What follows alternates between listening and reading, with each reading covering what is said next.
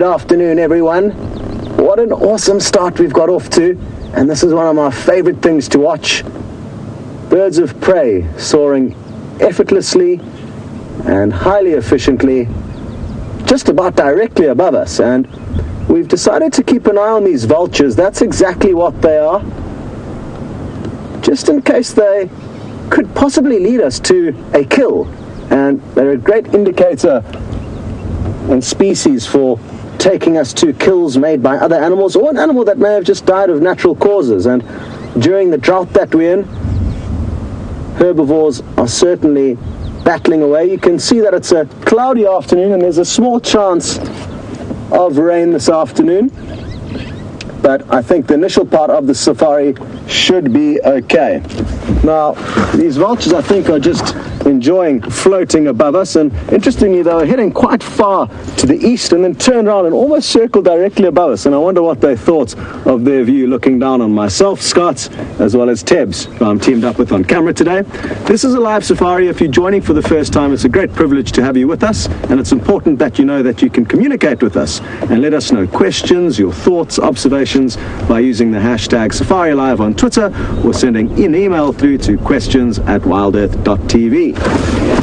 It's a bit of a breeze, so that coupled with the cloudy weather means we are in for a pleasant afternoon. We're not going to be too hot. It's 28 degrees Celsius and 72 degrees Fahrenheit, and it is 4 o'clock in the afternoon here in South Africa. We are in the northeastern corner of our country, and we are in a reserve called the Sabi Sands, and it's a wonderful, wonderful game viewing destination that is attached to the Kruger National Park. So very, very privileged to be driving around here, and the fact that we've got a lot of first timers joining us as well as some seasoned veterans means we have got a great broad spectrum of safari goers. Well, my plan is to initially head out in search of tracks of a female leopard whose tracks we actually had crossing out of our property this morning, out of our northern boundary, and we're going to just go and have a look and make sure she doesn't come back to visit. There's some pile jumping around. We might be able to get it crossing the road here. Oh, there it goes. And in this windy weather, a lot of the antelope and prey species are going to be skittish, so we can expect nervous behavior from them. Tebs, I think there's another one about to cross the road. We should be able to get it quite well. If you just wait on the road, you should get it. There she comes.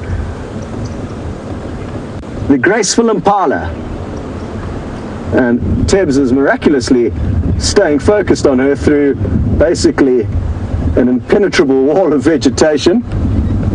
And the good news is that the lady you're about to meet is not going to be very nervous.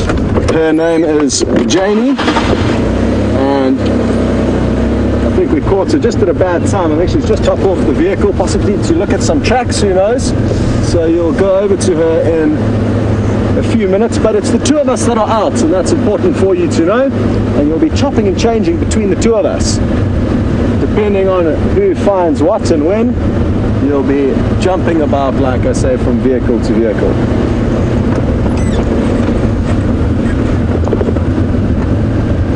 Oh, Angela, thank you very much for sending through your question regarding the Nkuhuma Pride of 5 Lioness.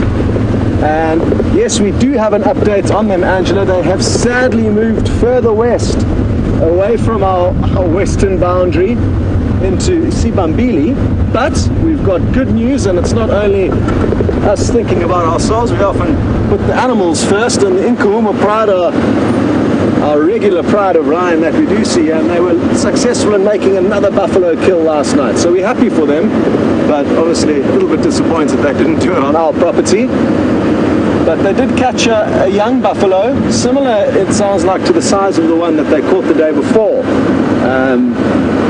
Probably 6-7 month old buffalo, roughly, not tiny but a decent size. And by the end of the sunrise safari, when I got a hold of the guys in the west, they said that the lioness are about halfway through So we're going to have to wait until tomorrow morning to follow up on them. And I've got a funny feeling that they're going to come back. So I think it's worth tuning into the sunrise safari. Well, it's basically worth tuning into every safari because you simply do not know what is going to happen.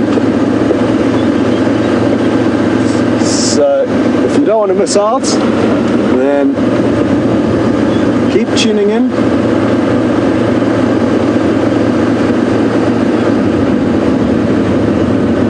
Hello to Eric, and you've got a special request that we say hello to Kim Adams, as you would like to get her involved in a school. Please let us know what school, where in the world it is. It's always wonderful to know exactly who we're dealing with. And isn't it remarkable that we're in Africa, completely different time zones, many thousands of miles away from a lot of you, yet we're all sharing this wonderful experience together in real time. So Eric, we look forward to hearing more from you about this school. And Kim, maybe you can actually let us know a little bit more about what's going on. And like I said, hashtag Safari Live on Twitter, or send an email through to questions@WildEarth.tv.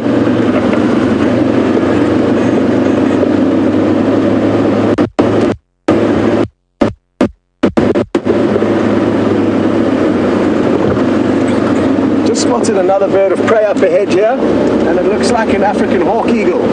It's one of my favorite raptors. I just want to sneak a little bit further forward before we let Tebs try and get a view of it.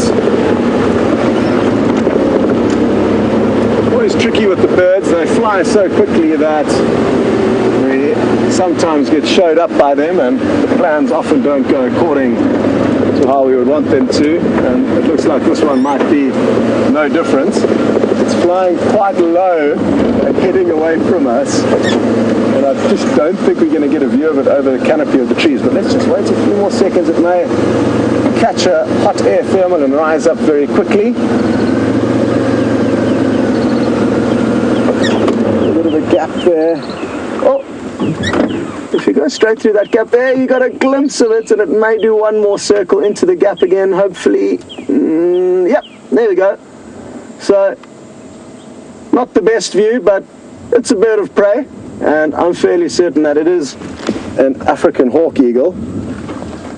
But the good news is if we take a look straight down this road, quite a long distance, I just spotted some more animals. Ta-da! So we're in luck. A herd of elephants, and off we go. We're going to have to hurry because they are heading straight to our northern boundary, which they'll cross quite shortly. So I just want to sneak ahead of them and try and get you a couple of good views before they disappear. And for the new viewers, it's important that you understand that it's just the humans that have got boundaries in this area, and for good reason, so that any one area doesn't get too congested. But the animals have got free rein, and they've got basically 4 million hectares to explore. That's bigger than quite a few countries on the planet, so it's a wonderful natural ecosystem that we're a part of.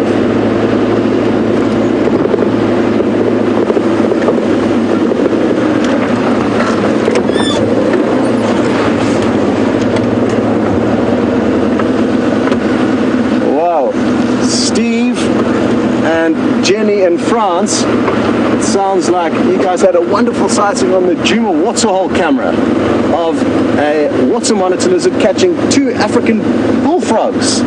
Fascinating, and that's so cool that you got to see that, and Tony even managed to get a screenshot. And Tony, thanks for sending that through to us. Awesome stuff. I'm just going to slow down a bit because we don't want to disturb these ellies, and it looks like there's 2 young bulls trying to work out who's boss here. And they may decide to also show us their size and strength, but often it's just playful, and we don't have anything too serious to worry about. Come on then, come and show us how big and strong you are. Surely you can come a bit closer than that. You're still very far away. I'm not even remotely scared. Come on. Of course, I'm only joking with it. I'm not expecting it to respond to what I'm saying. So don't be fooled by my silly narrations there. And this one's quite nice and distinctive. He's got that little piercing in his right ear. I wonder how and when he obtained that little tear. And just like humans, animals will very often act the same way as adolescents. He is an adolescent. Oh, apologies, that is a female. Whoops. So that is not a young bull. You can see the mammary glands under her front legs, and it just goes to show, even though I've spent many hours on safaris, I still make mistakes. Oh, Tibbs, let's look on the left quickly. It looks like there's a little young calf. Oh, yes. That's tiny. Look at it, it's got a little kink in its tail. I wonder how it got that so early on. So, looks like it's got a little broken tail, and how awesome is that? Mother and calf trundling off, and that's a very young calf. So, once we've given this herd a bit of time to get used to us and make sure that they're not in a bad mood, we'll try and edge close, and I think even now we can. What would be ideal is if we can squeeze through them. Oh no.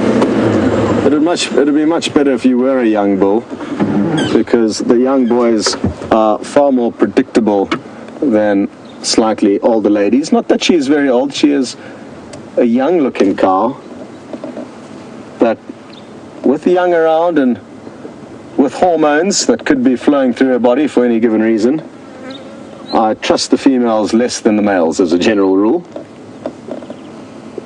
Come on, we just want to go and look at the baby. If you had one, we would pick you, but you don't.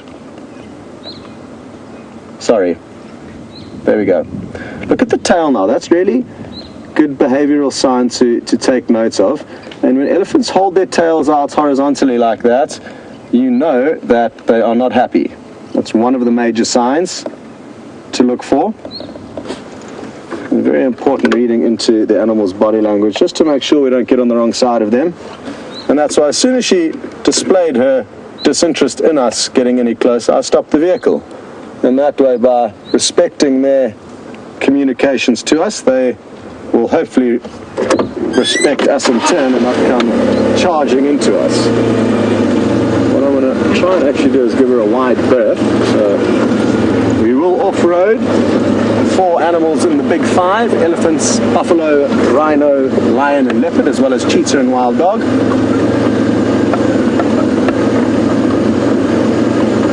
What I may also do, and what some of you may be wondering about, is this funny little cluster of cameras on the hood of the vehicle, and it's a 360-degree camera for virtual reality, and you basically decide where you look. And sadly, we haven't got quite to the point yet where we can do it live, but I may turn it on with this herd of elephants, because we could get some great views of them. Let's just stop here, because it looks like they are a little bit worked up, and maybe it is because of this tiny little calf.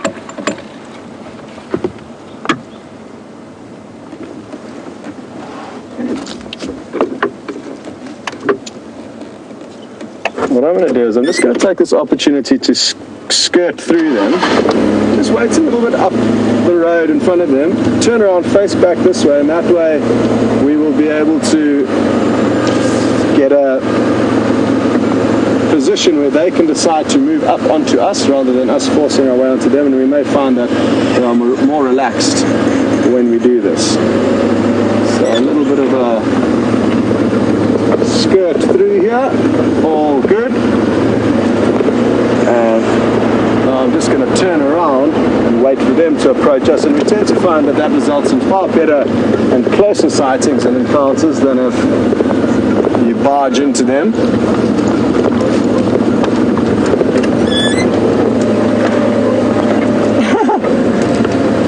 Joseph, thank you for your concern and your kind words.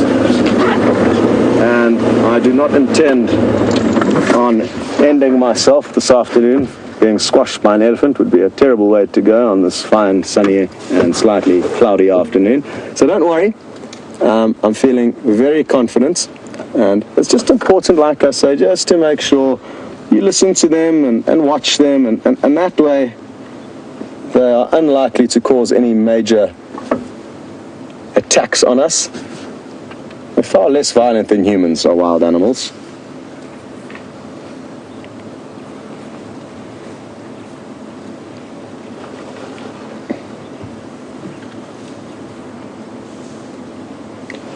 Hello Monique in London, and you'd like to know what exactly it means when they curl up their trunk.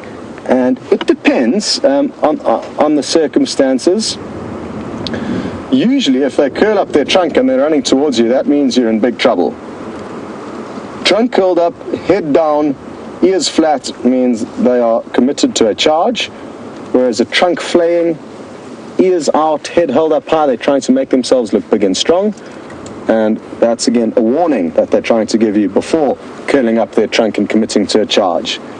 So it all depends, but I think, like you said, a sign of uncertainty also sounds plausible.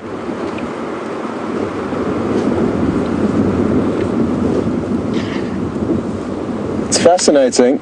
If Tibbs just zooms out a tiny bit temporarily, you'll see that whole tree that this elephant's feeding on has been completely stunted. It's got a massive trunk, but from about head height of the elephant, it's been continually pruned over the years. And as you can see, the pruning continues.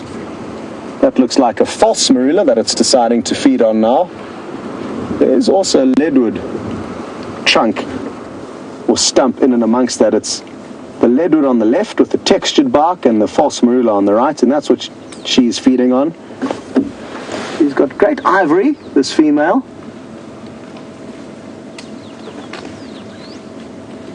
And one of my favorite things about elephants is just watching them feed, because they are doing it basically permanently. And I'm always intrigued by the variety of plants that they feed on at the different times of year. And it's just interesting to see what the kind of flavor of the month is at any point in time.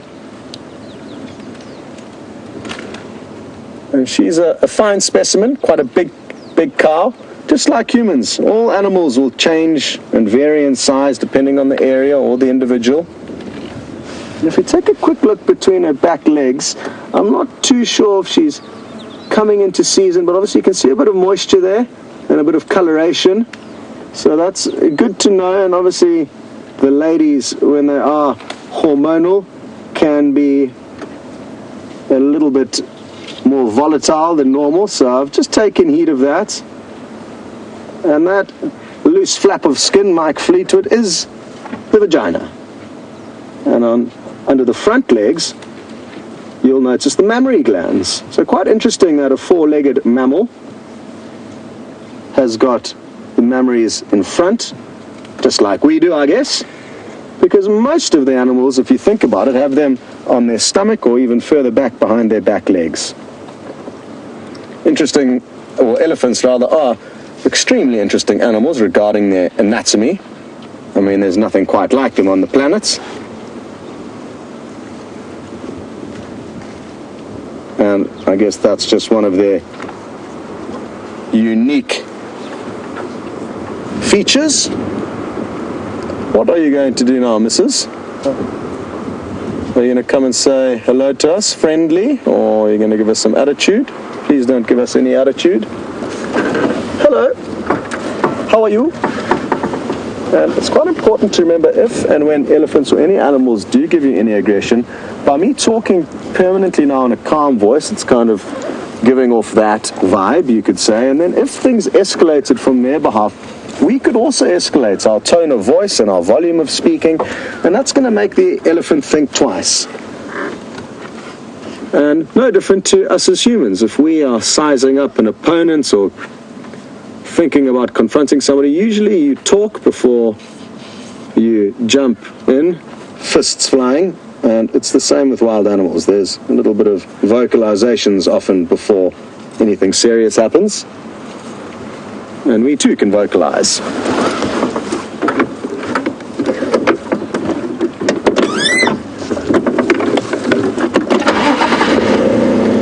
As we reposition, the herd's kind of just moving parallel to this open little strip. I can chat with Mike in Montana. Montana sounds like a wonderful part of the US, and maybe one day we'll be able to come and visit you there, Mike. Mike, you are spot on with your guesstimate of the weight of this tiny young elephant calf, and you've put it somewhere in around the 200-pound mark, around 90 kilograms. and I couldn't agree more with you. I think that is a very good guesstimate, and elephants are generally born in and around that weight category, around the 100 kilogram weight category. Hard to believe, but I guess an animal that can grow up to 6 tons and has a 22-month gestation period will be born quite large. Good, well, we're going to race you across to Jamie, who's found some water buck, and by the time the elephants surface, I'm sure you'll be back with us.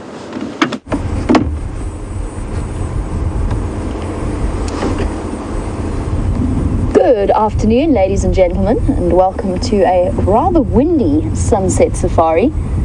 And in fact, this wind is unsettling everything. I'm sure Scott has mentioned it while he's been out. And I've just been sitting watching this female waterbuck, and VM and myself were chatting about the way that she's ruminating. A little bit earlier, the sun was out, and you could see really clearly, watch as she swallows this ball of cud, down and up again.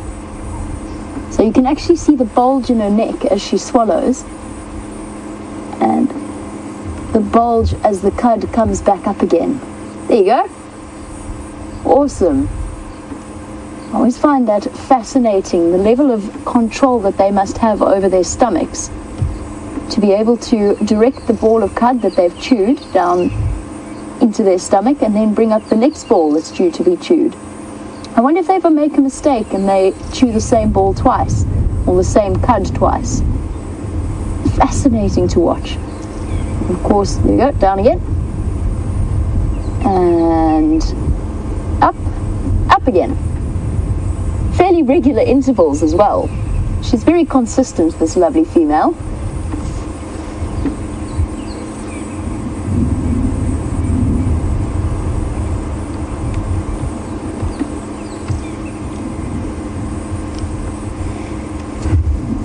Now on this glorious sunset safari with promises of more rain to help relieve our drought this evening.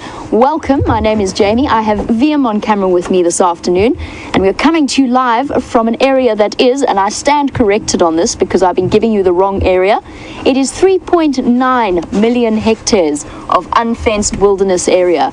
And I've actually been, in this particular instance, corrected on that, or have heard the size of the unfenced Greater Kruger National Area about 3 times this afternoon. And on a very much related thought, Joseph, Cindy, and many others, you were all wondering how Brent is. Brent is back.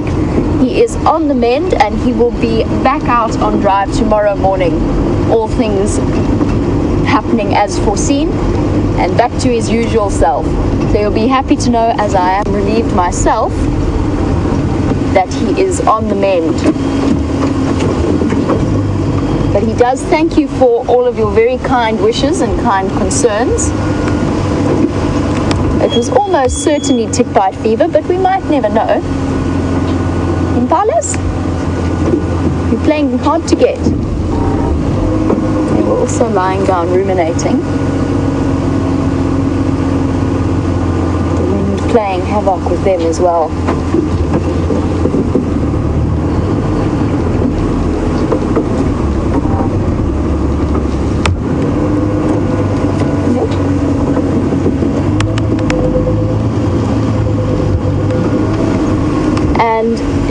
In Dallas, you were wondering, I'm trying to get you a nice image of these particular antelope.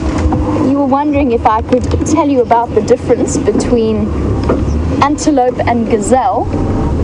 And essentially, a gazelle is one of the families of the antelope in general. So it's in much the same way that there's a difference between frogs and toads. Toads are part of the frog, or one of the frog families, and gazelle are part of the antelope family. So there's no real difference, it's just a matter of subdivisions.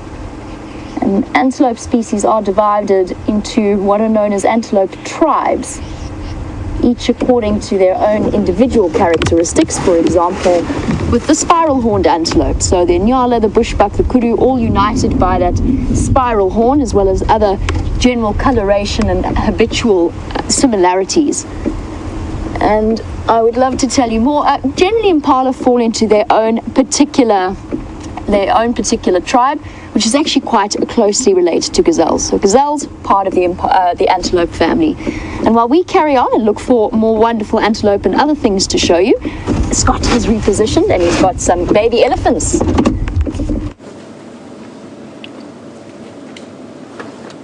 Well, I'm happy that you've all got to spend some time with Jamie, but we couldn't resist calling you back for this tiny little elephant calf. And look at it, it's chewing on its own trunk there. And the trunks often are more of a hindrance than a help for the first couple of years of an elephant's life, as it just really gets in the way. And it's an incredibly complex tool, which is very difficult to get the hang of.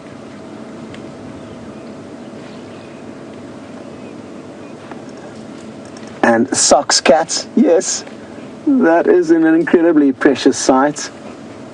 And Steph has mentioned how cute that little elephant calf is, and I couldn't agree more with you guys. It looks like there's a youngster that's about to obscure our view of it, but oh, here it goes.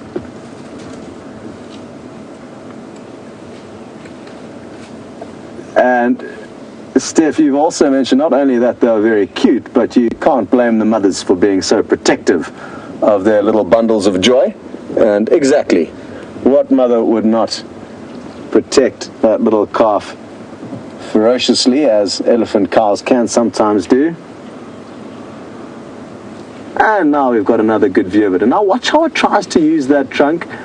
I saw a hilarious clip on Facebook the other day of a young elephant calf waving its head around with its trunk flaying wildly, and it was trying to chase some cattle egrets that weren't in the slightest concerned for its presence. And it's one of my favorite things to watch, young elephant calves trying to bully various animals. And it looks like we might be in luck. It could be led straight past us. Its mother looks like it's turned course and is now feeding gently towards us. And let's hope that our plan to allow them to approach us is going to increase our chances of getting a close-up view of them. Awesome stuff.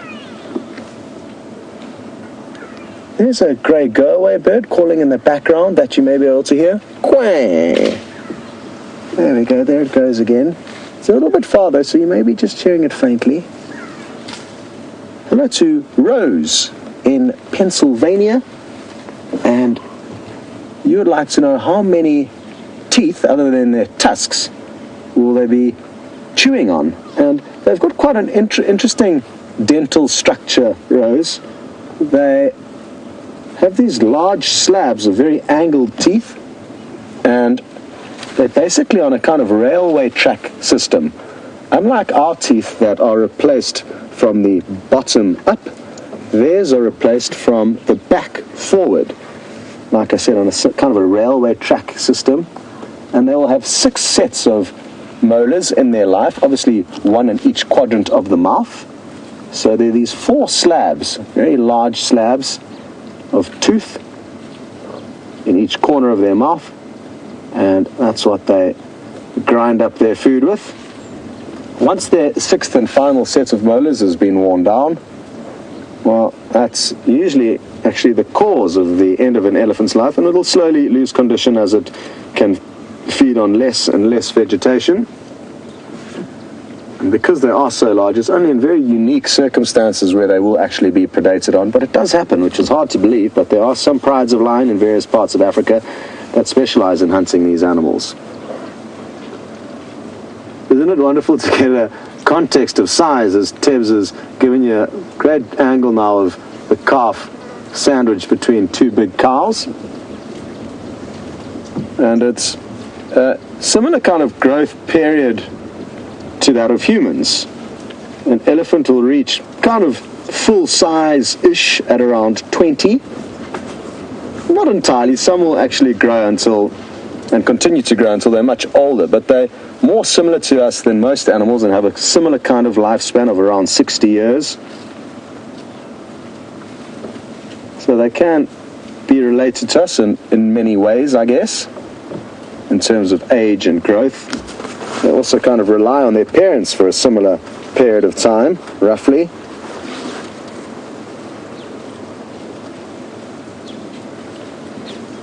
Let's race you across to Jamie quickly because she's found a primate that we don't actually get to see very often, and if this calf does come any closer, we'll be sure to race you back. What's happening on WildEarthTV?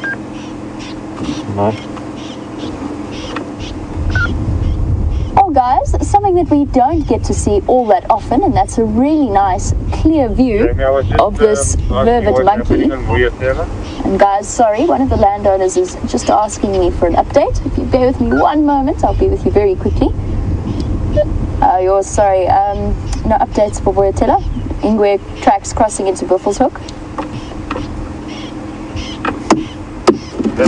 Sorry guys, just wanted to give you a little bit of updates, but let's cross back to Scott because the elephant's coming closer. This should be okay. Sorry everyone, I've just been talking to the virtual reality camera, and the young calf and her mother has just popped out. Look at how cute that is. Come on, hold on to your mom's tail. It's something that you actually seldom see, and it gets portrayed more in cartoons than in real life. But wasn't that awesome? What's interesting is you can see how the rest of the herd is almost corralled around that young calf, just making sure there's no chance that we're going to cause any trouble. And they were all quite well spread out up until the point that that calf got close to us, and they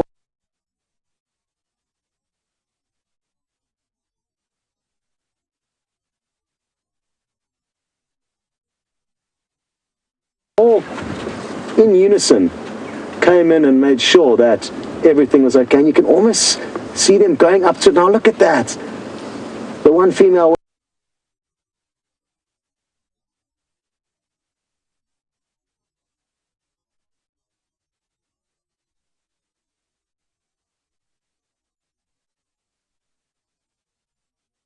went and put her trunk against it. Oh, look there, you can see the calf from a previous. Look at this. That'll be an older calf born to the same mother that's being cheeky and trying to beg for some milk. And again, watch closely as this young calf tries to get to grips with its trunk.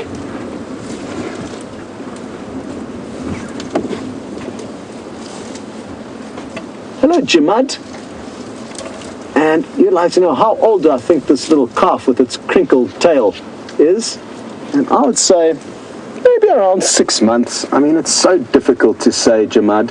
Unless you see an animal being born and follow it closely, you can never be certain. But in and around 6 months, possibly a little bit younger. And I'm guesstimating that due to the fact that it seems to have quite good control of its legs and body, whereas calves that are younger than that will probably be less comfortable on their feet. Look at that. Absolutely awesome. Small, medium and large, and like I said, all part of the same family, and that one that's closer towards us now, a young bull, will be the son of that same cow in all likelihood, and that's why it's sticking so close to its mother. And it would probably be around 4 to 5 years old, and that's how often they give birth. Every 3, 4 or 5 years they will give birth as a general rule.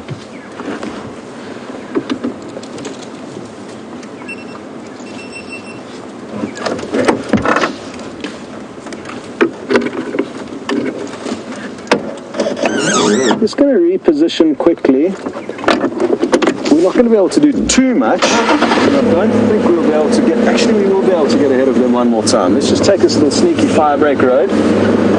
Try and loop ahead that way.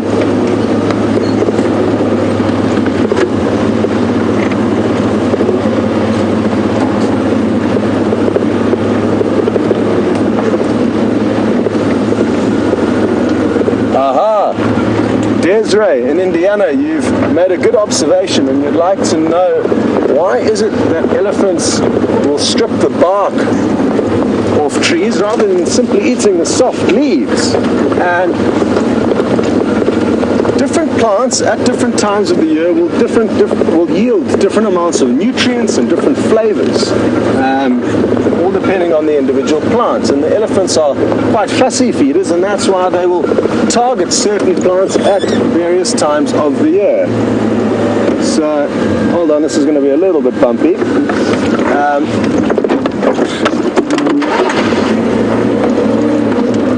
And that's why they do it. Also, something important to remember, Desiree, is that, this is embarrassing, my friend Brett, who's just arrived and he'll be taking you on safari tomorrow, is going to be laughing at me now. He's going to be actually in hysterics in the final control room. I can actually hear him laughing as Nikki's keying the mic.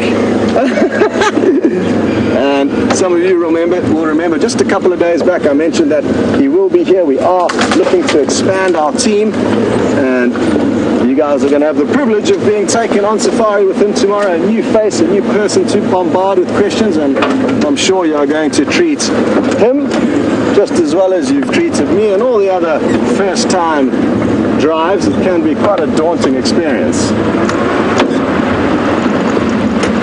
Apologies though, as I lost focus on finishing off your question. And another big reason why elephants will feed on the bark as well as the roots of different trees is that that's the transport system from the roots, which is essentially the bank of the tree where they can store precious nutrients and receive precious nutrients and minerals. The bark is the transport system to get those nutrients from the roots to the leaves up at the terminal branches of the trees. So what the elephants will be doing by stripping the bark is intercepting those nutrients on their way from the roots to the leaves.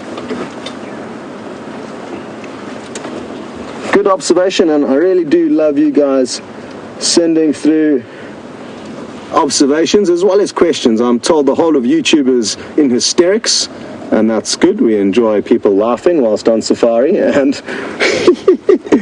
that wasn't my proudest moment.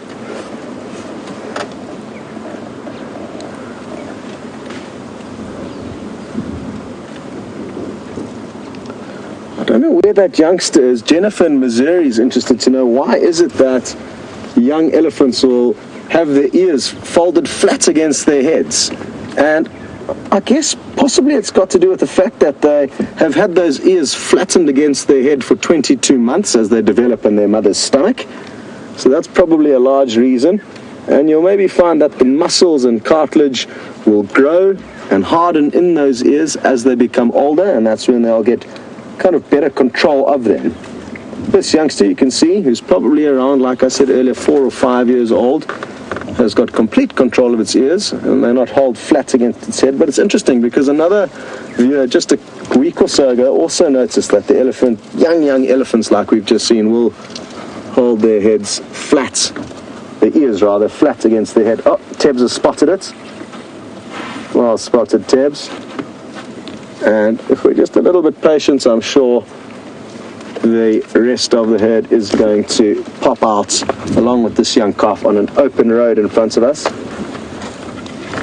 And look at that, you can actually see that they're overlapping a little bit, and that's never really the case with the older elephants. What you'll find is that extra flap that's sitting on top of the young elephant's head actually folds down and sits flat against the actual ear. And Tibbs, if you can find an elephant that's facing away from us, it's difficult from here, but even this one here on the left of your screen, if it opens its ear ever so slightly, you'll see that top flap of skin flaps down between the ear and the body. So that top portion of ear. There we go. So there you can see it clearly, whereas on the youngsters, that's still sticking up, and that's why they overlap to a degree.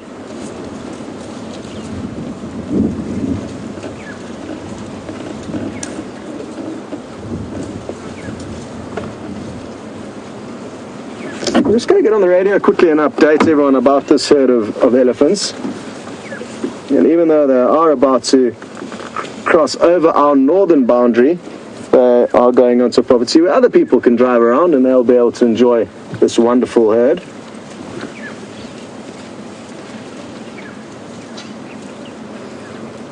I'm just waiting for a little gap on the game drive radio, and just to let you guys know, there's a little earpiece plugged into my right ear, and I'm listening to all of the guys chatting on the game drive radio, as well as listening to you guys and your questions you're sending through to me. So there's quite a lot going on in this right ear of mine.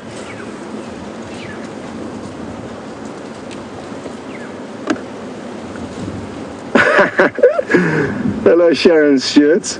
And it appears I may need to invest in a thesaurus, as I'm overusing the word awesome, and you've said if you got a nickel for every time I said awesome, you'd be on a plane to Africa right now. And maybe we can start a Scott saying awesome for Sharon to get to Africa fund. And like you said, before you know it, you'll be here. Possibly you can charter your own plane. Okay, there's a gap on the game drive channel, so I'm just going to update the guys quickly.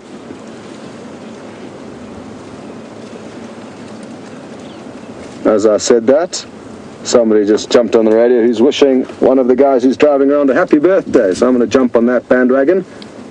Yours, happy birthday. There, my present to you is a herd of elephant with a small calf on Gowrie cut line, Buffelshoek cut line, and I will hopefully find you a leopard before the end of drive.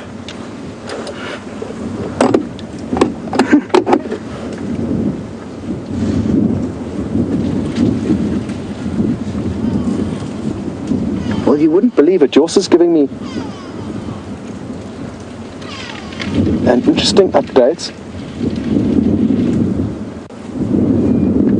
regarding a leopard, because I had some tracks in the area where he spends a lot of his time driving around. Copy that, thanks yours, well done, that's great news. So he's not sure, they can't be certain that it was the same leopard who we were tracking, but I did tell him about some tracks crossing into his property, and they did manage to find a female leopard, which is great news for him, especially on his birthday. He's besotted with leopard. We are going to now send you across to Jamie, and we're going to wait here in the hope that we will get one last view of these young elephants, or this young elephant calf, just before it crosses.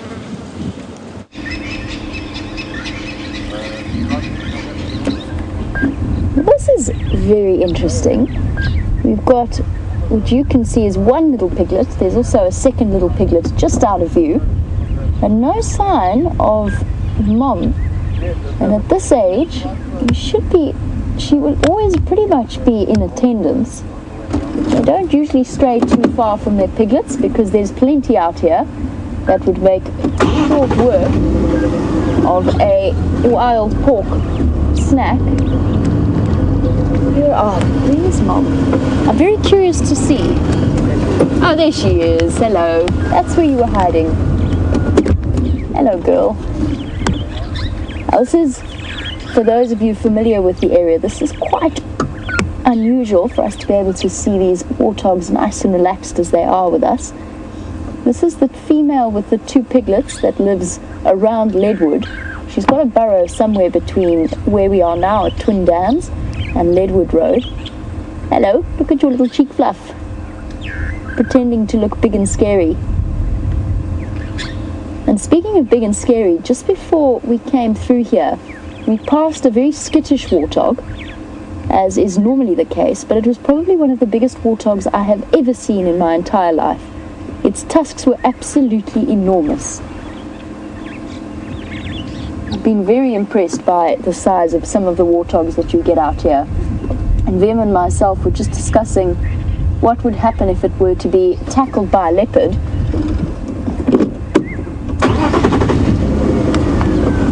I'm going to try and stay with our warthogs, but Scott's elephants are about to cross, so we're just going to pop over there for a few moments.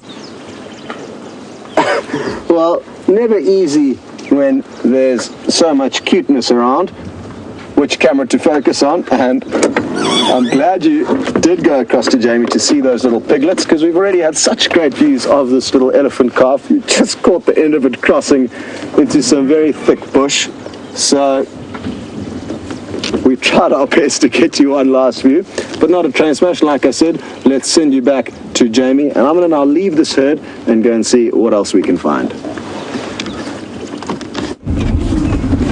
Lucky for us, our piglets are still here, as we're moving around and about the dead trees, trying to snuffle up all of the nice green shoots that they can. And I imagine for a warthog, this must be such a joy to have had plenty of rain last night, and then to be able to be faced with fresh green grass shoots in the next few days. And I've stopped at this mother before, and I've said that she's been looking fairly thin. Her hip bones are sticking out ever so slightly, but her piglets are looking perfectly happy and healthy, still 2 of them as they were the last time I saw them, and already munching on solid food at only a couple of months old. I love the ridges of hair on top of their back, much like the cheek fuzz that almost look like tusks. That ridge on the back makes them look bigger.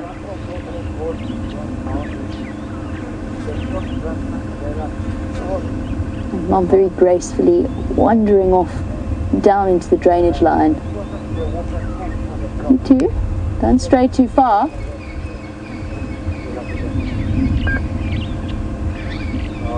Warthogs in these sorts of areas would be always extra cautious. One last look at their mohawks. Whoopsie, did you walk into a tree? I think he bashed his nose. He wasn't really looking where he was going, and he bashed his nose on the twig there. Shame. Unfortunately, I think that might be our last view, but I'll try and get us around. Let's see.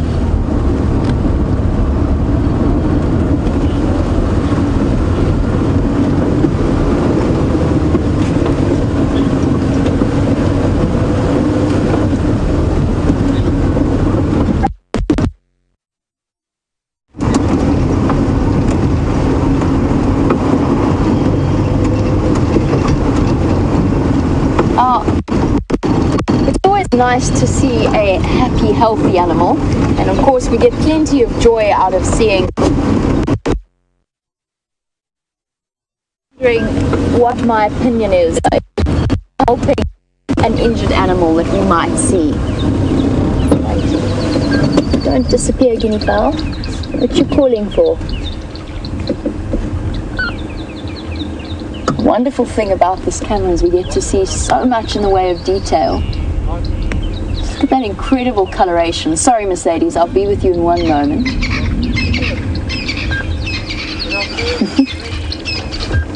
I love the way that they walk. If you watch the way they walk, and I've spoken about this before, but for new viewers, as you watch guinea fowl moving, and they are fascinating to watch, you'll be able to have a look at the way that their legs move and see if it reminds you of anything. Because in fact, that is how they modeled the Tyrannosaurus Rex in Jurassic Park. So the film Jurassic Park, when they were creating the dinosaurs, were animating the dinosaurs, they modeled their walking and running style on the way that guinea fowl walk. And of course, our birds that we know today are direct relatives of the dinosaurs, or have come from the dinosaurs.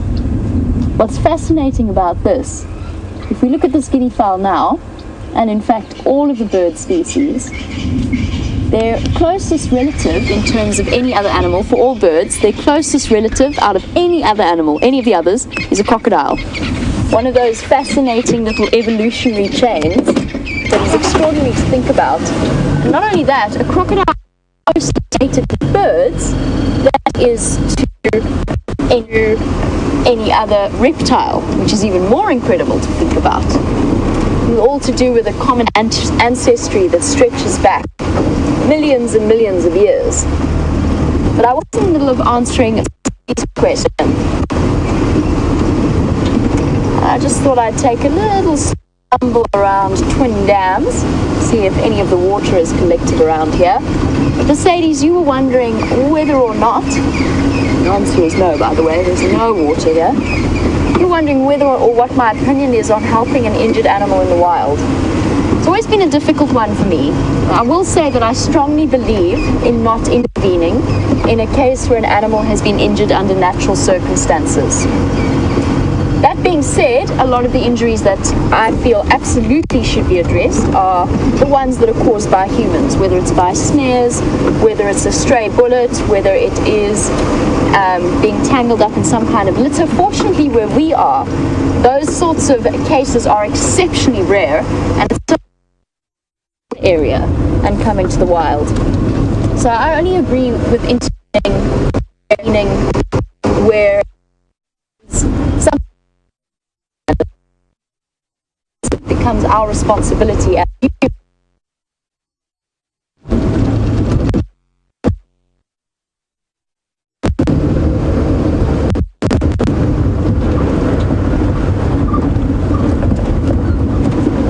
I'm just coming out of the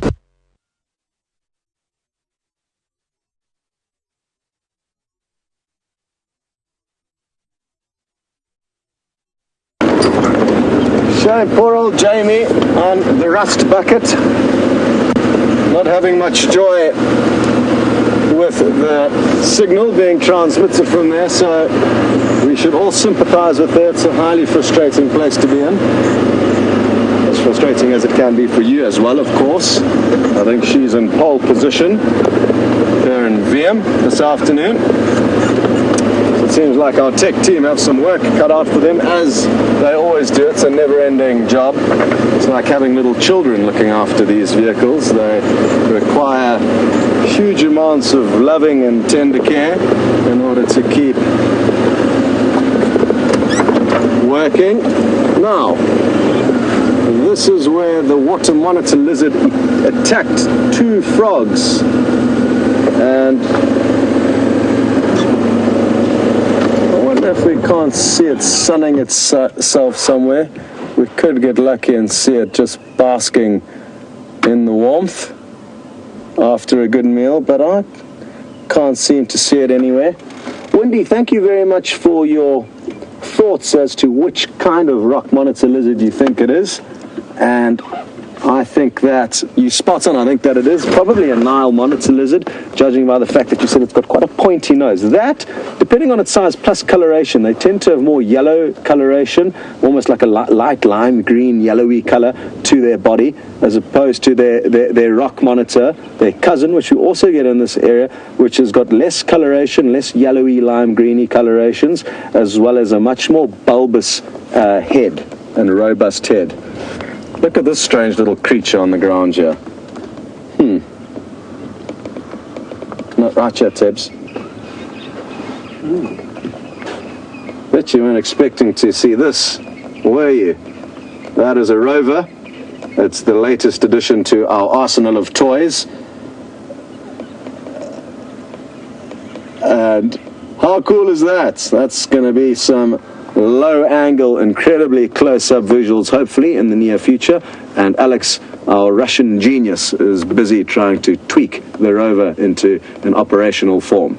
Good stuff. We're going to continue on. I'm going to go and pick up Brett from the final control, and he's going to hop on the back and learn what not to do as a presenter. And like I said, it's going to be great for you guys to meet him and get taken around by someone who knows what they're talking about. Speaking of which, that is about to happen as we send you across to Jamie. Enjoy.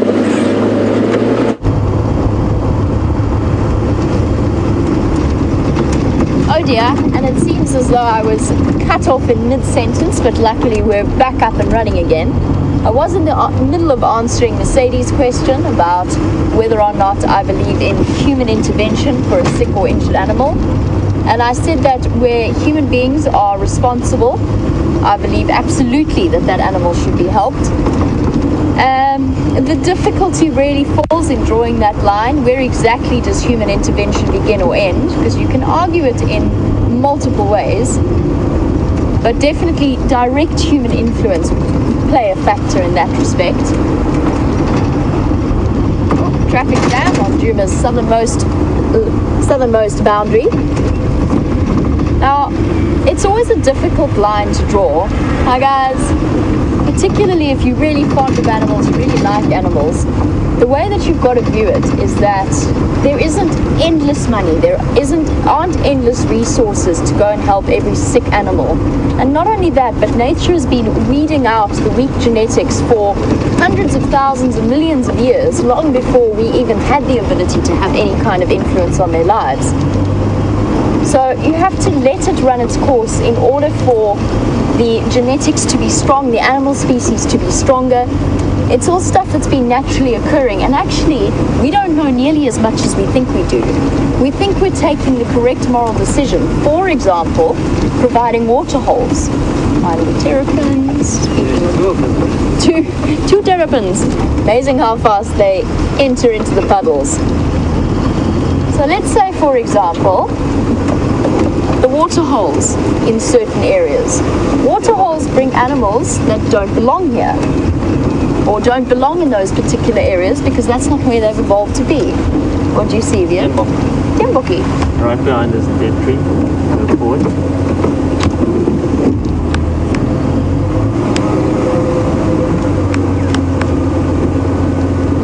Here's he. Well done, Wildy. Wait, come back.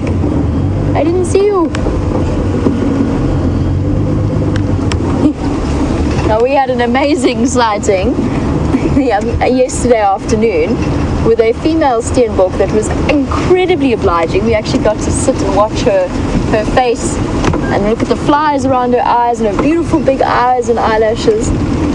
Although usually most of what you see of them is a flash of disappearing fur as they race off to find safety in thicker and denser vegetation. But also, it's a lot windier this afternoon than it was yesterday.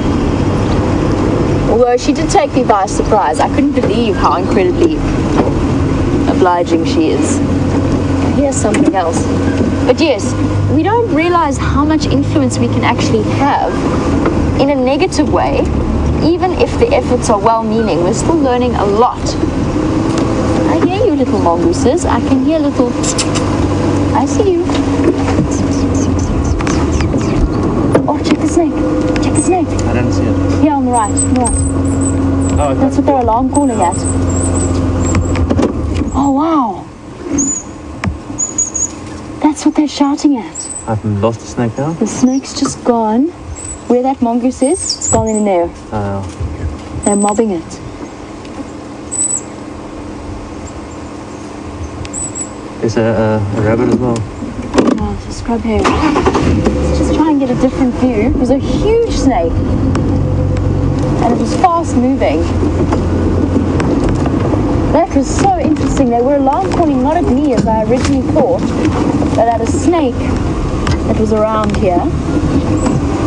Let me see if I can spot it again. Can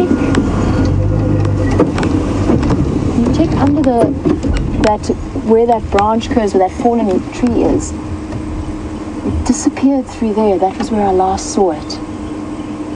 It was basking in the sun, and I think it was a cobra, just by that brief glimpse that I saw of it. Long cobra, at least 4 or 5 feet. That's why they were so panicked. I could hear them alarm calling, and I thought it was at me. Where did that snake go? I wonder if there's termite burrows there.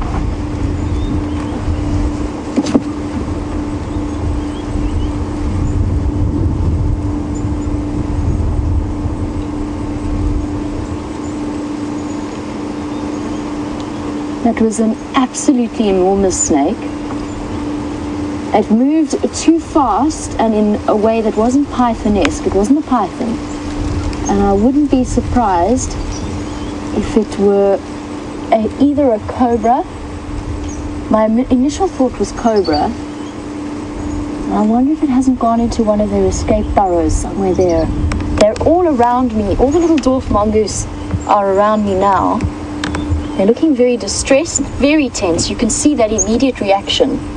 You hear him squeaking. Keep checking in with the rest of the group.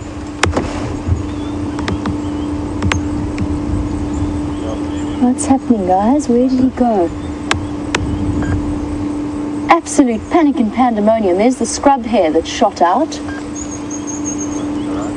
Also panicked, and I think that snake is still somewhere where that scrub hare was hiding. But the question is, has it gone into a burrow or a hole?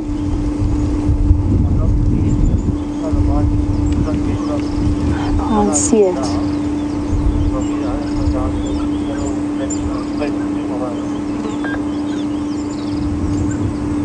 Wow.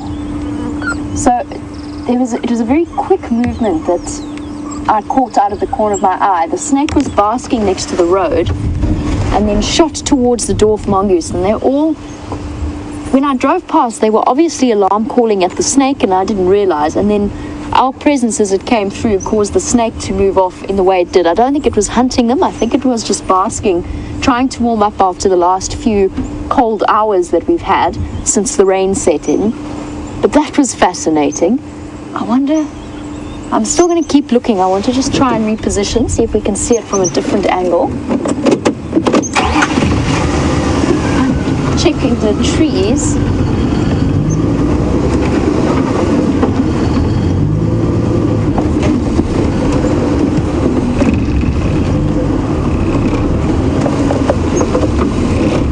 What we're going to do, because I think that most of you may well have missed the movement of the snake through the dwarf mongoose sighting. So what we're going to do is we're actually going to replay that, and it is going to be a little bit blurry apparently, but they have prepped a replay of it. So look in the top left corner and see if you can spot it now.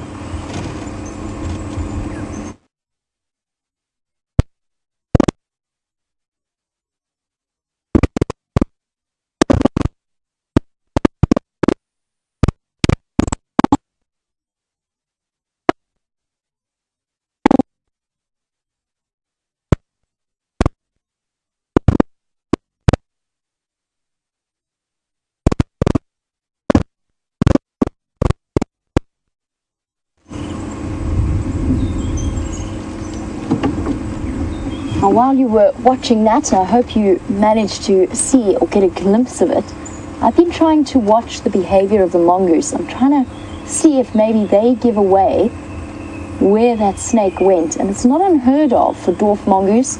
For the smallest mongoose in the mongoose family, they certainly come with plenty of spirit. So keep your eyes peeled, see if maybe we can spot the snake again, because it's not unheard of for dwarf mongoose to start to mob them. And I think that scrub hare also got the fright of its life.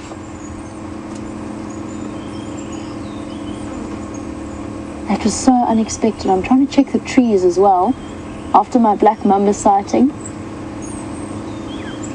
Whether there is any chance of it popping up. It was sort of a darkish grey-brown in color. The size of it, to me, there's a couple of possibilities. One is a cobra, by the way that it moves. I don't think mamba, and I have to be honest, I'm not certain. There was just something in its physical aspect that said to me not mamba. I think cobra, or the other alternative is quite a large mole snake. Now, a big mole snake can reach the same sizes of the cobras and the black mambas. They're actually completely non-venomous, but they do look terrifying, and they're very often mistaken for black mambas. And they've got solid fixed teeth. They're constrictors. They're not fanged snakes with venom that they can inject into their prey. And while we're sitting here, mongoose are still calling chip, chip, chip, chip all around me, contact calling to each other. There was absolute mass panic. But I think the snake has moved off, because I think if it were still in one place, I imagine that they would, if not necessarily have gathered near it, not necessarily be mobbing it, but at least gathered in a sort of at a safe distance watching it. And I can't see them doing that. But it was so interesting to witness their behavior. Where are you, snake? Where did you go?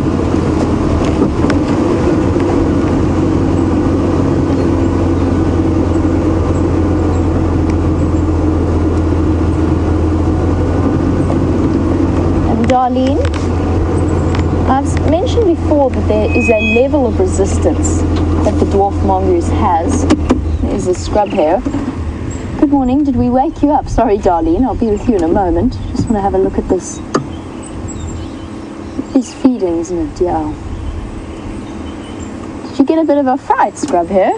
Imagine, fast asleep, and a giant snake comes shooting through.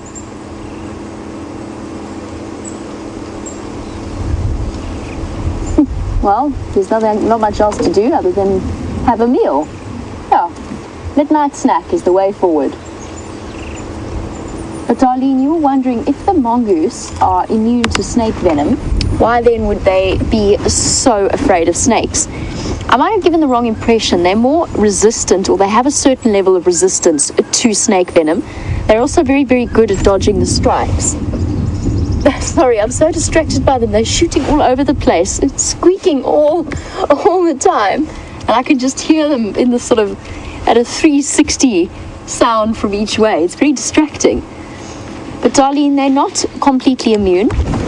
They're very adept snake hunters. There was a kudu something running here. Oh yes. Wasn't it A flash of, zebra. Oh. There's zebra at the back there. Oh, it's all happening in this corner of Djuma. One mongoose running across the road. Here comes the other. Oh, they're moving their babies. That's what they're doing. They've got kids in their mouth. That's why they're so scared. There, if you go up a little bit, Wildy, you should be able to see it coming through. I can't move now or I'm going to scare her. I can't see her at all. She's on the other side of this patch of bushes. She'll come out now, or she might come out now. That's why they're so stressed out. They've got youngsters with them. I wonder if the snake hasn't been quite possibly ready. There you go. There's movement there. She might pop out. There, she's there. I just saw her flash by out of the corner of my eye, carrying a youngster in her mouth.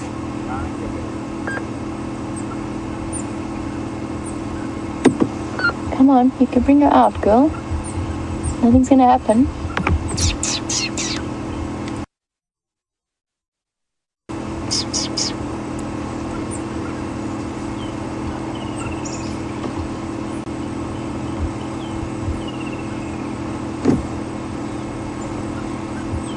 So, as I said, one of them carried, or what looked to be carrying, what looked like a youngster. She's just come out now, but not with whatever she was carrying, but she was definitely carrying a little mongoose in her mouth, and she must have left it there. They probably have some kind of secret, almost little. She's a bit more relaxed now. I'm going to go forward. And I'm not going to drive right next to her because she'll go into hiding. She's hidden it in the stump of a fallen tree.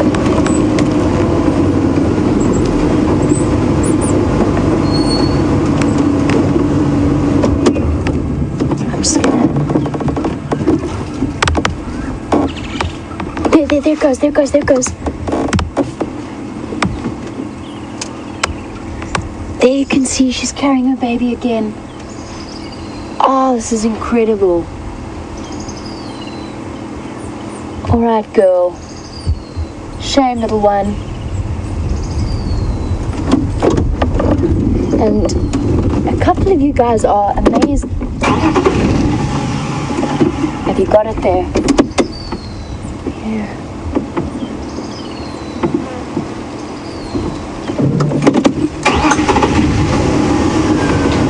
Lots of you are commenting about the fact that they carry their babies in their mouths. And yes, socially awkward girl, they do. Shame, and that's why they're so stressed out. They're trying to protect them. And I don't know where the snake has gone. I don't think it's a threat to them anymore. Hello? Yes, we see you. It's okay. It's alright. Don't stress. You're not going to hurt your babies. Well done. Well done.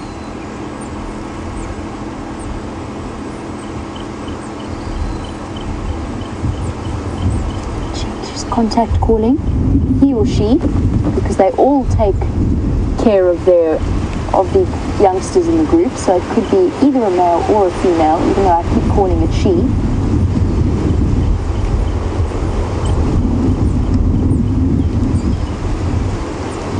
Shame, little one.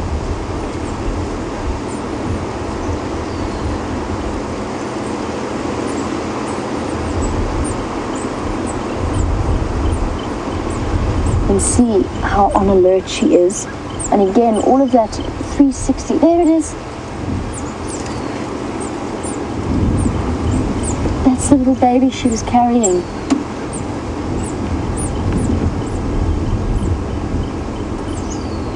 This is the most amazing dwarf mongoose sighting I've ever had. Hello guys. It's okay. Oh, shame. Little one.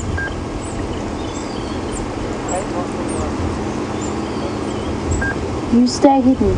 It's okay.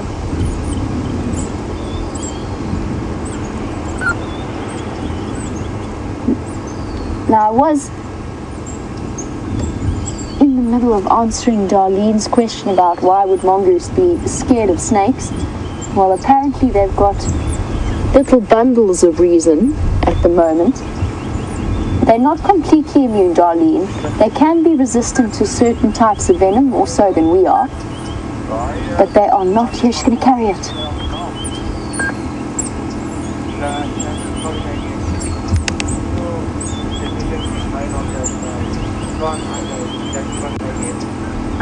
Come on, girl. Alright. Okay.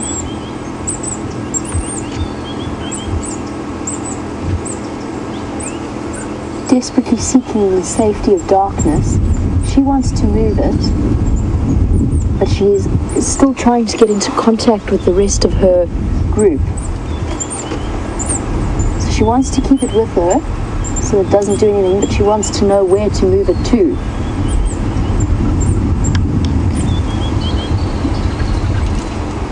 You can see that immaturity to the shape of the face, much rounder.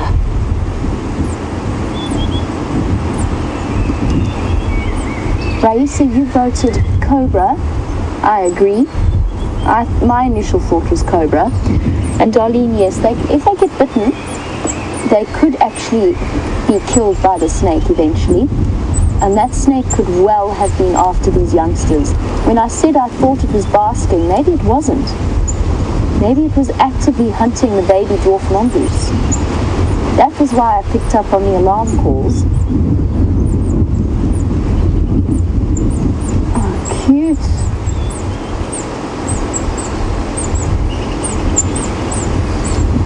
I can now hear a squirrel quite far off from where we are. I think that's alarm calling the snake.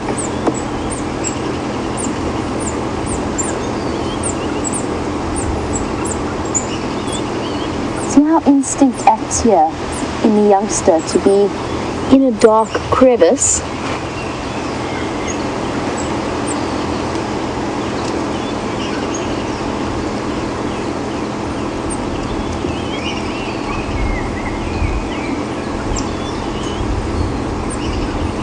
Another one behind us, baby. Can't get it.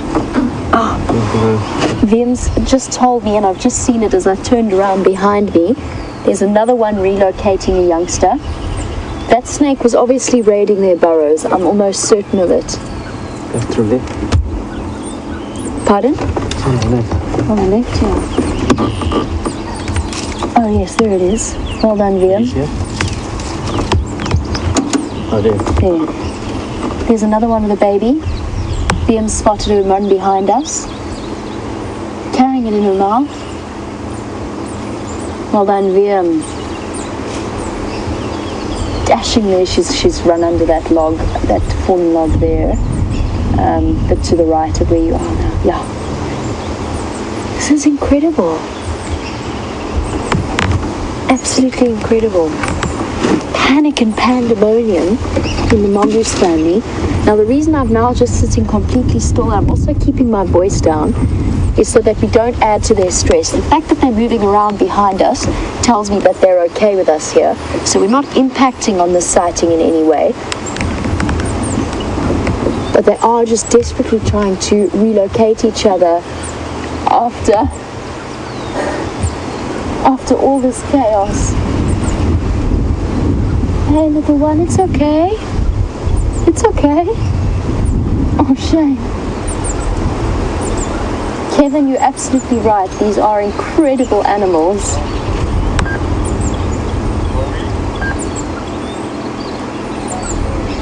Cheep, cheep.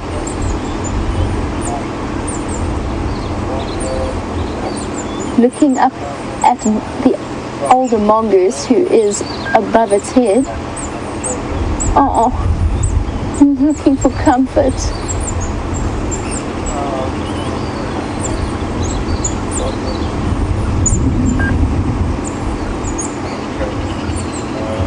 Iggy, I must tell you that you are so lucky.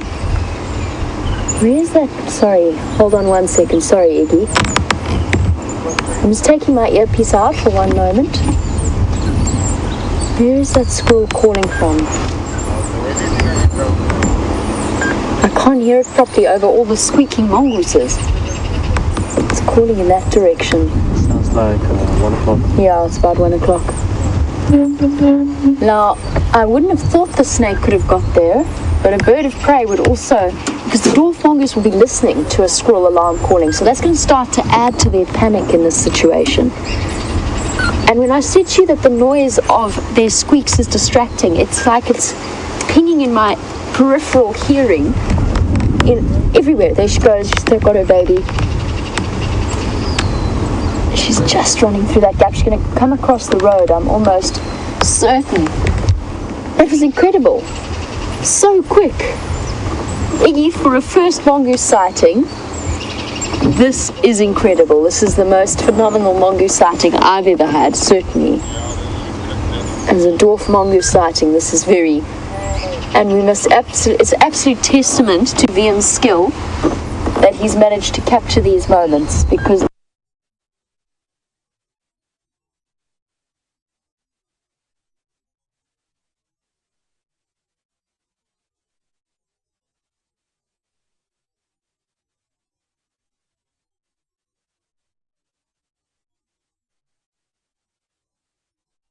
Vicky, you were wondering about the puffed up tail on the adults, and you were wondering if that is a panic or a response to stress and panic, and yes, I think it is. It's the most puffed up I've seen their tails.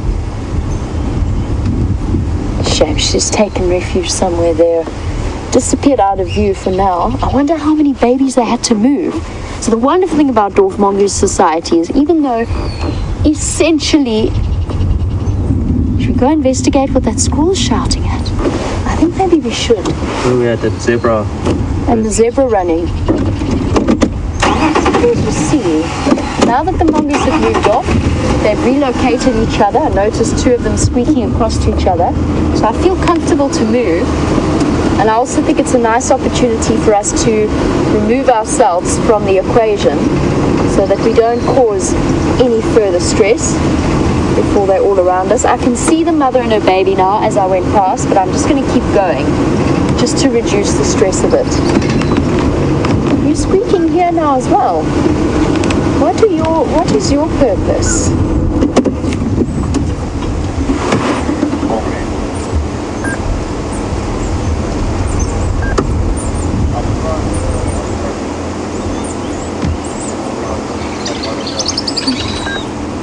Where's the school?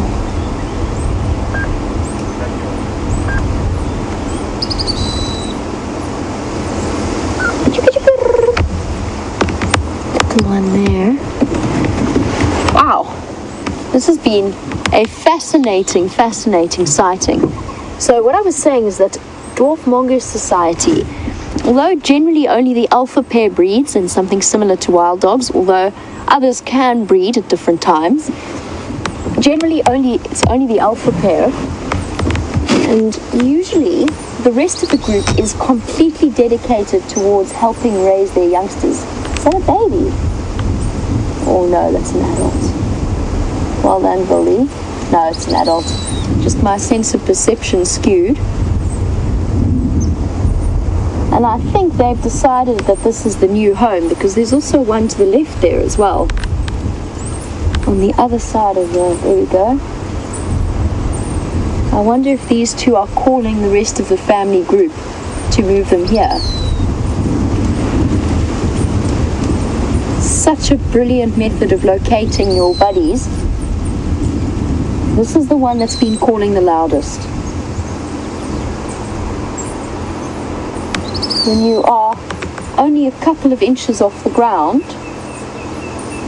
it's a good way to be able to squeak and then listen back for responses. Yep, this is where they're gathering. Bit of allo grooming there just to reunify their bonds. So yes, all of the mongoose will be dedicated towards helping raise the alpha's babies, and that will usually be between sort of 2 to 6 would be the average number. Monique, you want to know roughly sort of how many youngsters they have. Usually about 2 to 6 on average. They're limited by the number of nipples that the females have, and as far as I know, females won't suckle the alpha's little babies, so they might help look after them and protect them, and very often the youngsters will babysit them, but they won't feed them. That's from what I know of mongoose behavior. But yeah, I don't know how many, I wonder how many babies. We know they had at least 2 in this group.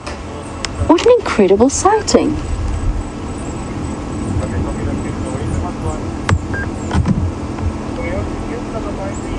And Monique, I don't think they're going to continue to look for the snake, but I think they are moving their babies because of the presence of the snake. And I think you're right in asking that question as to whether or not they're going to have to move because the snake now knows where their babies are. Yes, I think they will have to move. I think that's why they've taken action now, because they've lost sight of the snake. They don't know where it is. They know it knows where their youngsters are. And who knows, maybe they'd already tried to mob that snake and get it away from them. What an interesting, fascinating glimpse into the complex lives that they're definitely one of my favorite animals to sit and watch. And while we've been sitting here, there's more of them slowly approaching, but they only approach from obstacle to obstacle.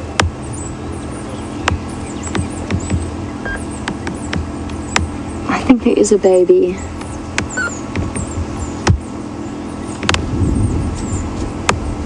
And Annie, I absolutely agree. I think this is an emergency evacuation, and the panic came from where to make a decision about relocating.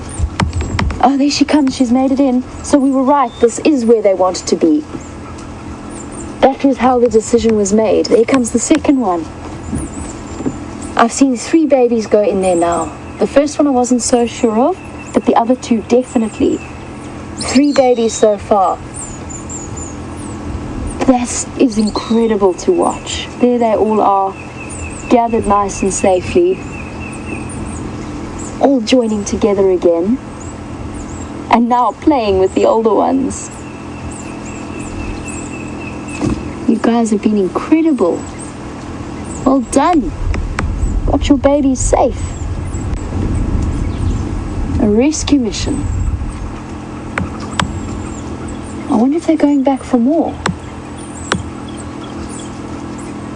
Annie, I think you're right. I think there was a panic as to where they were all going to, because as we know, dwarf mongoose in an area have lots of little burrows that they use. And I'm keeping keeping a lookout in case some of them come running back. I think this individual at the base on the left is the one that made the decision. It got into position, it sat there, and it called loudly, repeatedly to the rest of the mongoose. Now one of the youngsters has popped its head out, brave little creature. There they are, dashing around.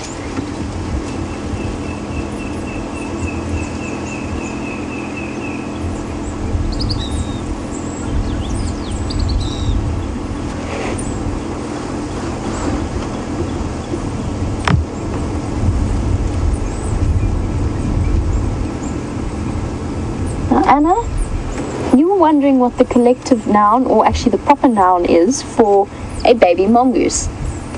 Now, they're known as pups, but it also depends on which book you read, because I actually did it earlier. I called it a kit, and that's because what I was first taught a baby mongoose was called, but apparently the official name is pups.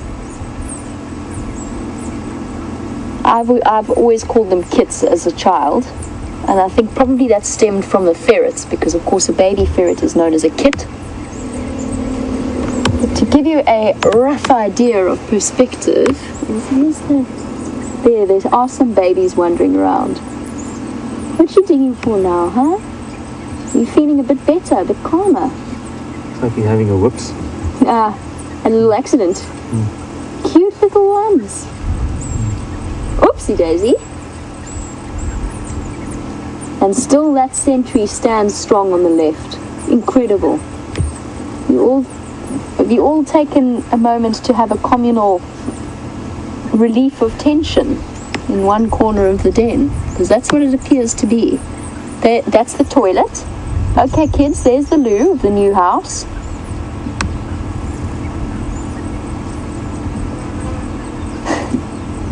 An incredible insight this has given us in one brief sighting into the way that they operate.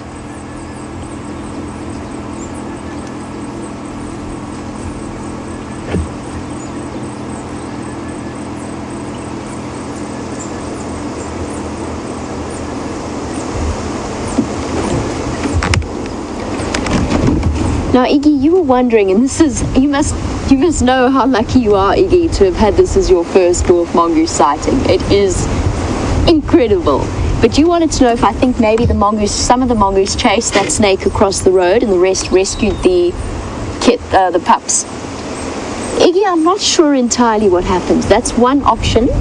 That sheer size of that snake, especially if it was a cobra, suggests to me, I'm not sure. I'm in two minds about what happened. It's a possibility, absolutely, that they chased and the rest went to go collect the pups. That's generally what mongoose do. They are more than capable of that level of group coordination. The other part of me that's starting to rethink through that sighting is wondering whether we didn't actually disturb the snake, as we drove past, cause it to move, and that's when they actually saw it. And that's why there was so much panic, because immediately some mongoose were running around looking for the snake. The rest of them started coming out with the babies there. So that's one of two options. One, they were unaware and we came round and then they saw the snake move and suddenly realized it was there. I said I heard alarm calls. I heard them squeaking. Dwarf mongoose squeak. I don't speak dwarf mongoose. They could have been alarm calling at us, and then we disturbed it and then it turned into snake alarm calls. Or it was that they were chasing it and then I heard their alarm calls from that. A supposition. I don't know what happened beforehand. Both of those are possibilities, but I'm very happy that they managed to get their little ones to safety.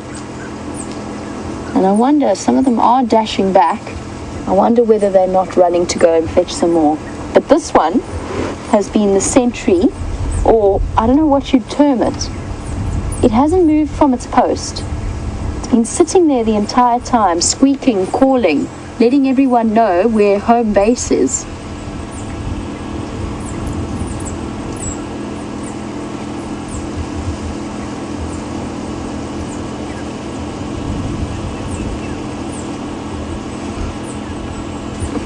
Maybe. Here comes another one. They were going back for more. Well done, VM. Oh, they're so fast. Okay, that's number 4. Or at least number 3, but I think number 4 that we've seen dash in there. I saw one first out of the corner of my eye. Now they love these tangled up termite mounds. Wildebeest is on the ball, keeping an eye on what's happening behind me. Thank goodness, because he's spotted them all coming dashing in. But they love these little. Is that another one? No, it's not carrying a baby, just another one running in. My word, I feel like my neck's been rotating on speed wobbles. trying to keep an eye on everything that's going on. It's insane. I thought you needed eyes in the back of your head for hyenas. I hadn't tried sitting through a dwarf mongoose sighting like this one. And A, I hope I'm pronouncing your name right, A as in A-E, you wanted to know if mongoose can climb trees. They can. They are very agile little creatures, but they generally don't. They're not really built for climbing straight up branches. They're not like squirrels that are slightly more adapted in the positioning of their toes. So squirrels have 3 toes that sit at the top of the foot that provide for that extra strength of grip for a vertical climb. Dwarf mongoose, although they're agile and they often move between stumps and fallen trees, generally don't climb up vertical stumps. So I've never seen a dwarf mongoose higher than the size of a fallen stump. Imagine what they're feeling now.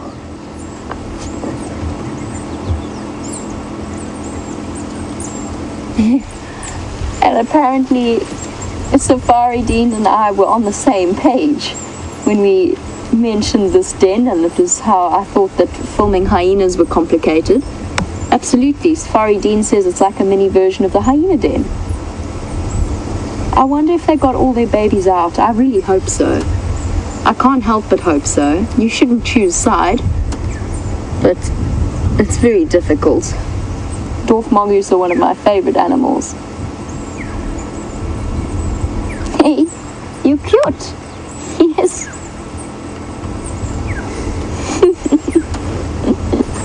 Make sure you mark your new den thoroughly. Dwarf mongoose are not content unless they have piled their dung and urine all around the entrance to the den, which now that I think about what's just happened, seems like a very poor evolutionary tactic actually. Let us make our sleeping area as smelly as possible. So just to give you a rough perspective of scale, a dwarf mongoose is about, an adult dwarf mongoose is about this long. Now we're getting to see them on super zoom. They're about this long. The babies are probably about this long. They're about that high. Babies are probably about that high. Really, really tiny, tiny little creatures. And I think all is settling down now. The adults, one more. That was number 5. That just dashed in there. This is a relay rescue mission of note. All gathering together, all chipping happily. Oh, I really hope they all made it out. They're now racing around the den.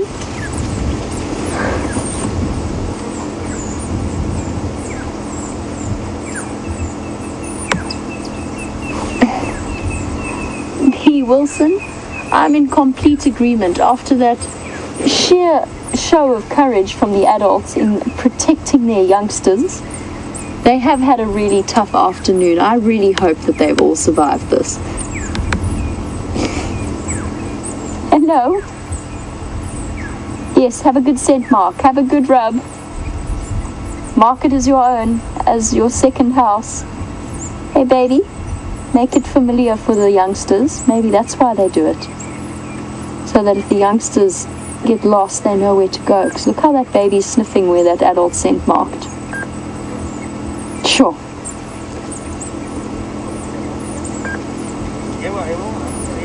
I'm not sure about the rest of you, but I can safely say I have learned more about dwarf mongoose than I ever expected to in a sighting like this. Absolutely phenomenal. And just think, I nearly drove straight past and ignored the calls of the mongoose calling next to the road. Amazing. But there's more. Why are you guys still dashing off?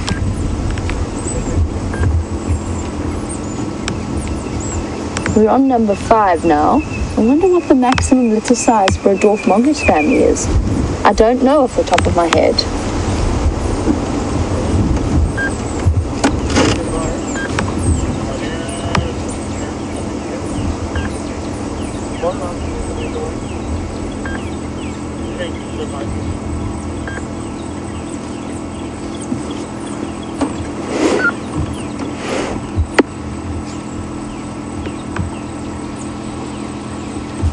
Eric, who is watching in Virginia Beach, he was saying that where you live, there were no snakes, and that you were told that the imported population of mongoose had actually killed them.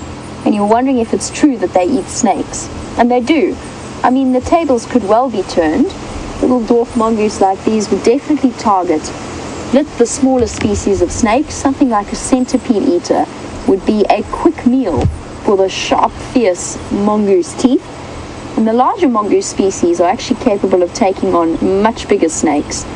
In general, though, the famous story, I think it was of Rikki-Tikki-Tavi, the mongoose that used to tackle cobras in, I think it was it India? I think it was India. The famous story about Rikki-Tikki-Tavi. Those are all more cases of snakes mobbing cobras. So a group of mongoose let me try that again. Mongoose mobbing cobras. So a family like this one, they would try and scare away a big cobra like that, and that cobra was, if it is a cobra, was huge. They wouldn't set out to try and kill it or eat it or anything like that. All they'd try and do would be to scare it away long enough to move their babies out of its reach. That's pretty much all they would do, essentially defend their den site.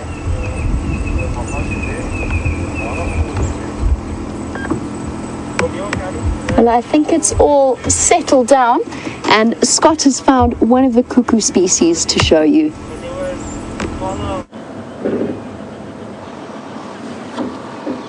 Okay, now, it sounds like you guys have been having a fascinating time with Jamie. Sighting of a lifetime, really. So you're all hugely privileged. I'm trying to find you a better view of a cuckoo. It's the cousin of the cuckoo that we saw on the sunrise safari, and it's called a striped or Lavalian cuckoo. I'm just gonna, sorry Tibbs, I'm just gonna try and go forward. I don't think we're gonna get a good view. You can see its wing flittering behind that foliage, and I think there's some kind of a mating dance, perhaps. There's two of them here, dancing about in this tree, and it's not going to be a youngster begging for food because they are raised by other parents, a different species, being a cuckoo. It is a mating dance. I think we could get incredibly lucky here. And if we get to see these cuckoos mating, this will be another once-in-a-lifetime sighting. Look, they're going to go for it. I think they could even be mating right now. They are. They are mating. Never in my wildest dreams did I think that that would be possible. Absolutely phenomenal. They are usually such shy and secretive birds, all of the cuckoos, and I think it's because of their dodgy, shady side of life, the fact that they lay their eggs in other birds' nests and allow them to raise their chicks. And that's why I knew from the beginning that it's not going to be a chick begging for food, because any cuckoo chick will be begging for food from a completely different species. In this case, it's the starlings that the Lavalians or striped cuckoos parasitize, as far as I'm aware. And isn't it wonderful? You've been looking at baby dwarf mongoose with Jamie, and now mating cuckoos, making some more babies for Djuma and surroundings. Now, the name is the Lavalians cuckoo, also known as the striped cuckoo, formerly. And here I've got a picture in the book, and I'll be able to show you the differences quickly between the Jacobin cuckoo, which we saw this morning, which looks very similar, but it's got a white chest, and the Lavalians cuckoo, which we've just seen now, which has got a striped chest. Now, apologies, I've got the wrong cuckoo. It's the great spotted cuckoo that parasitizes the starlings, and the Lavalians cuckoo parasitizes in this area strictly the arrow-marked babbler. In other parts of the park, they will parasitize the other babblers that you get out here. So what we've just seen there is a future arrow-marked babbler's unwanted baggage being made.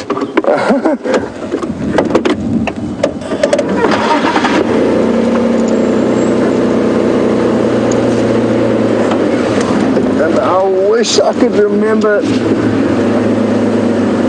the name of the person who got up to 101 birds this morning with the Jacobin's cuckoo.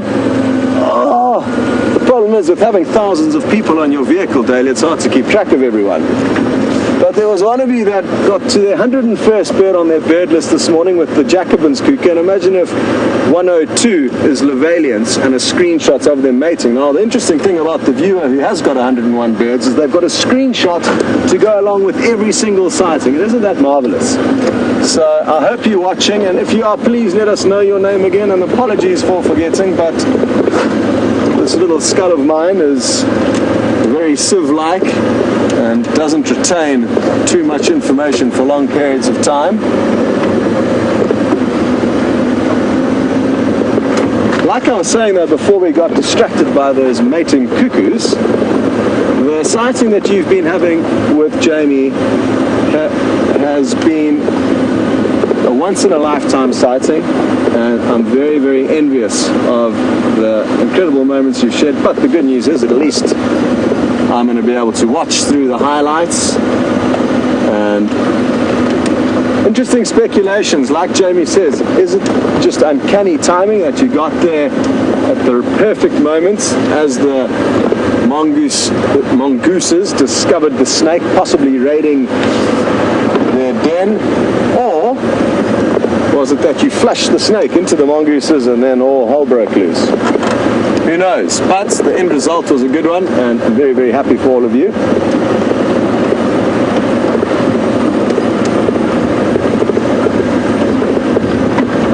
Well, the girls in Final Control have done a good job of remembering it was Marilyn in Montana. So if you're watching, I hope you've got 102 down, and I'm sure we'll get an update from you shortly. If you are in fact watching, that is the tricky thing, I guess, for a lot of you, is that if you miss out on any of the drives, you miss out on the risk of missing such cool things happening. That's exactly the trap we want you to fall into. And I can't keep saying enough that the more people that join in, the more places we're going to be able to take you to, the more toys we're going to be able to get, and the more fun we're going to be able to have. And if any of you are watching for the first time, it's important that you know that this is happening live right now. It's hard to believe, and if you don't believe me, send through a tweet using the hashtag Safari Live, or an email through to questions@WildEarth.tv. And who knows, maybe I'll do some kind of a terrible dance on the hood of the vehicle for you. Also, let us know where you're sending your messages from, because it's always nice to know where in the world you're watching.